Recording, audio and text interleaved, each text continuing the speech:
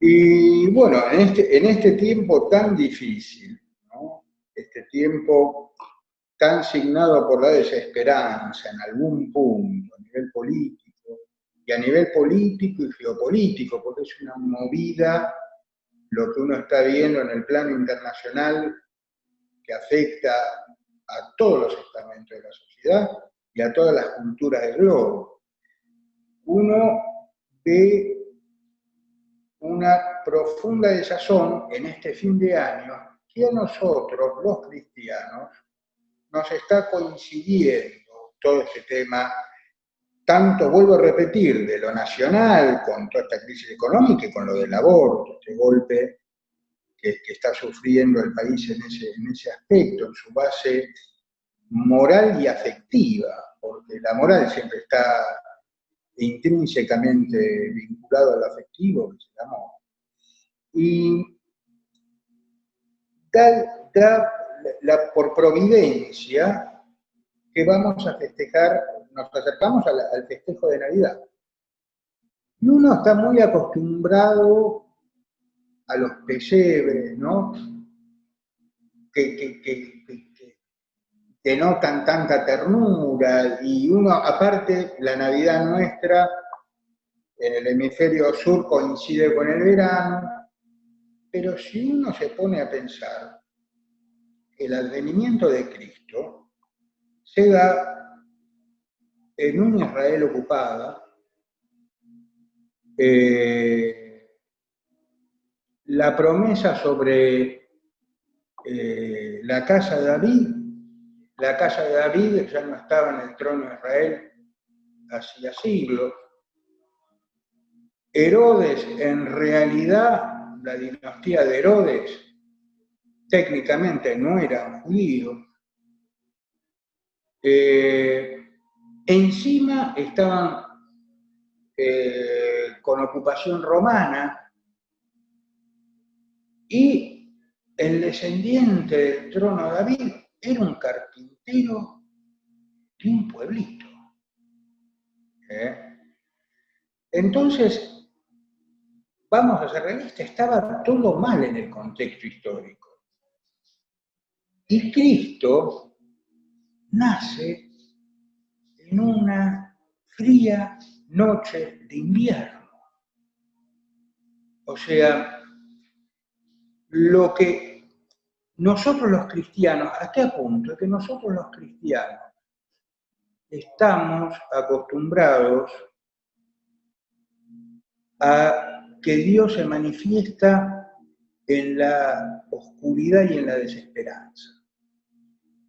Eso nos dice a los cristianos que Dios está cerca, que su manifestación está cerca. Lo mismo se va a dar después en Pascua.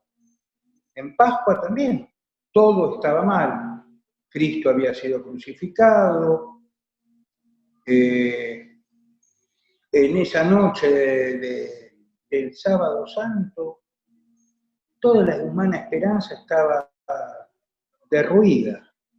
Y es ahí cuando se da la resurrección. Así que los cristianos no tenemos que temer tanto a la noche y a la desesperanza, porque los dos ejes sobre los que se fundamenta la doctrina cristiana, que es la encarnación del Verbo y la resurrección del Logos, se dan en la oscuridad de la noche. Y una noche fría de invierno y en una noche triste de desesperanza. Entonces, los cristianos tenemos, para actuar en este momento histórico que nos toca trabajar, somos los que tenemos que aportar la alegría, porque como decía Jaureche, nada grande se puede hacer con la tristeza. Entonces, a eso estamos llamados, a ser sal de la tierra y luz del mundo. Y yo quiero compartir con ustedes la lectura del Santo Evangelio, es un par de versículos que dice: ustedes son la sal de la tierra, pero si la sal pierde su sabor, ¿con qué se la volverá a salar? Ya no sirve para nada sino para ser tirada y pisada por los hombres. Ustedes son la luz del mundo. No se puede ocultar una ciudad situada en la cima de una montaña. Y no se enciende una lámpara para meterla debajo de un cajón, sino que se la pone sobre el candelero para que ilumine a todos los que están en la casa. Así debe brillar ante los ojos de los hombres la luz que hay en ustedes, a fin de que ellos vean sus buenas obras y glorifiquen al Padre en el cielo. Esto es lo programático del CEJUS. ¿Por qué? Porque el cristiano, como bien dice el Evangelio, es sal de la tierra. Y la sal de la tierra, ¿qué significa? Cuando la sal sala. Sala cuando se mezcla. Si yo tengo la sal en la pureza de un salero, cristalino, hermoso, hasta con el arroz adentro para que no se apelmace, sí, va a estar divino el arroz, la sal. Pero los cristianos no estamos llamados a ser sal en un salero, sino sal del mundo. Nosotros nos tenemos que meter en el mundo, impregnar. Y eso también tiene cierto riesgo de sensación de contaminarse. ¿Por qué? Porque la sal también se diluye. Pareciera en un primer momento que pierde su identidad de sal, se diluye, parece que muere. Sin embargo, es lo que impregna todo el resto, toda la masa. Igual que la levadura. Igual que la luz. Cuando dice el Evangelio, no se enciende una lámpara para meterla debajo de un cajón. ¿Cuándo la luz ilumina más? ¿Una vela en un espacio reducido o una vela en una habitación? Y obviamente en un espacio reducido. Pero en ese espacio reducido, sí, podrá ser muy luminoso, pero no está cumpliendo su función, que es iluminar una estancia más grande. Y eso es lo que tenemos que tener claro como cristianos. ¿Por qué? Porque el cristiano tiene vocación de mayoría. No es una secta, tiene vocación de mayoría, debe tener vocación de mayoría. No puede no tener vocación de mayoría. Entonces, una vez claro esto, yo lo que quiero marcar es algunas cosas que considero que un cristiano no puede dejar de tener en cuenta en el accionar político. El cristiano tiene que tener claro que su aporte en la política se realiza desde su profunda identidad espiritual cristiana. Por tanto, tiene que analizar la realidad, los acontecimientos políticos y sociales desde la individualidad de su fe personal, que lo hace siervo y amigo de Dios. Pero lo que de verdad es clave en ese análisis que tiene que hacer el dirigente cristiano es que debe partir desde la experiencia comunitaria y vivencial de ser iglesia, que no es otra cosa que ser pueblo de Dios. Y el pueblo de Dios que peregrina en la historia, y en la historia en un tiempo específico, en una cultura específica, en un continente específico. ¿No? Eso, el cristiano no solamente tiene que actuar en política partiendo de su fe individual, sino desde su experiencia comunitaria de iglesia. ¿Por qué? Porque lo comunitario es muy importante en el cristianismo. Nosotros confesamos un Dios que es uno y trino, ¿no? ¿Y eso qué significa? De hecho, cuando Dios crea al hombre, usa el plural. Hagamos al hombre a nuestra imagen y semejanza. Ahí todos los padres de la iglesia ven el accionar de la Trinidad en la creación del hombre. O en todas las otras cosas no, se crean. Pero acá sí dice, hagamos al hombre, se usa un verbo en plural. O sea que el hombre tiene implícito en su naturaleza lo comunitario. Y la Trinidad es una comunidad, pero es una comunidad que también es una comunidad organizada en algún punto. ¿Por qué? Porque lo propio del Padre es crear, lo propio del Hijo es redimir, y lo propio del Espíritu Santo es santificar.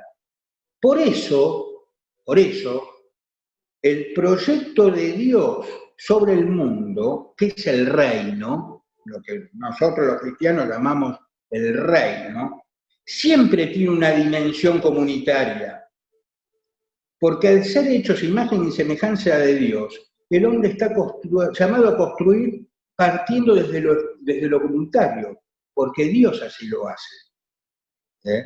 En esa manera de accionar en política estamos actuando, estamos siendo imagen especular de Dios.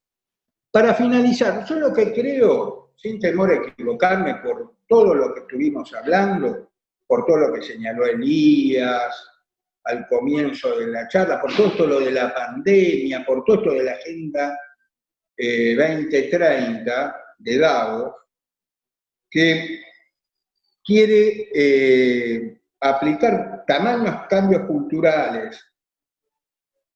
Yo creo, y es a título personal, que dentro de un lustro los que van a poder hacer los mejores análisis políticos no van a ser tanto los politólogos especializados en geopolítica o en economía, sino los místicos. Porque el cristiano que tiene una vocación mística, sin ser conocedor del mundo, es conocedor del espíritu humano y por tanto va a tener elementos ciertos para conocer y discernir el espíritu del siglo que se nos presenta, del siglo XXI. Y el cristiano, el dirigente cristiano, debe saber y aceptar que la política es vertiginosamente mutable. Por eso debe dirigir la mirada siempre a Cristo, porque Jesucristo es el mismo ayer, hoy y siempre. Y desde esa contemplación, el caos de la historia comienza a ordenarse, cobrando un sentido nuevo y revelando lo que no aparece a los ojos de los dirigentes que viven en la permanente inmanencia. Por eso, invito a los cristianos a sumarse a nuestro espacio, porque nuestro dirigente y conductor es un hombre que tiene una mirada trascendente de la historia y trascendente de la naturaleza humana. Por eso invito a todos los cristianos que se tomen el trabajo de conocer a Guillermo Moreno y a su espacio, a su partido político, escrito dentro del movimiento peronista de principios y valores, porque es lo que orienta a un pueblo, los valores que son permanentes. Y con esto cierro. Gracias.